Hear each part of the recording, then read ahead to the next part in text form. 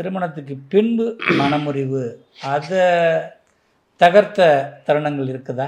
நிறைய இருக்குங்கய்யா. என்னுடைய அனுபவத்தில் நிறைய இருக்குங்கய்யா. நான் உங்களுக்கு சில விஷயம் சொல்கிறேன் ஐயா. ஒரு சிங்கத்தின் குகைக்குள்ளே போய் அதோடைய பிடரி எப்படிக்கிறதுன்னு கேள்விப்பட்டிருக்கீங்களா? ஒரு மிகப்பெரிய விஐபி, மாநிலத்தின் மிக முக்கியமான விஐபி. அவருடைய இல்லத்துக்கு என்னை அழைத்து சென்று அவருடைய மகனுக்கான திருமணத்துக்கு பலன் பார்க்கறதுக்கு, ஜோதிடம் பார்க்கறதுக்கு ரொம்ப நாள் தடையா இருக்கு, ஜாதகம் பார்க்கணும் தம்பி. சில வருடங்களுக்கு முன்பாக கண்ணை மூடிட்டு என்ன வார்த்தை வந்து சொல்லுவோம். ஏன்னா நான் எப்பவுமே சொல்லியிருக்கேன், சொல்றது நான் இல்லை, அகிலுங்கிறவன் ஆசாமி, அவனுக்குள்ளது பேசுறது தான் சாமி. கண்ணை மூடிட்டு திறந்துட்டு நான் சொல்றேன், ஐயா உங்க பையனோட திருமணம் நடுத்தெருவில் நடக்குங்கய்யா.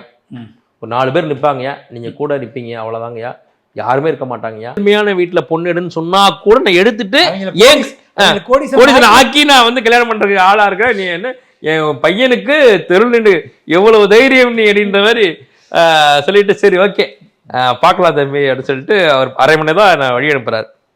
இப்போ கொரோனா தொற்று வந்துருச்சு.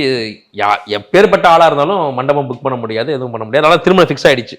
இதுவே ஒரு சிக்கலாயிடும்ல, நாள் குறிச்சு கல்யாணம் தள்ளி போயிடுச்சு. பையனுக்கும் அது ஒரு அவ பெயரு, பொண்ணுக்கும் அவ பெயரு. 2 பேரண்ட்ஸுமே வந்து ஐயா எப்படியா திருமணத்தை நடத்திருங்க.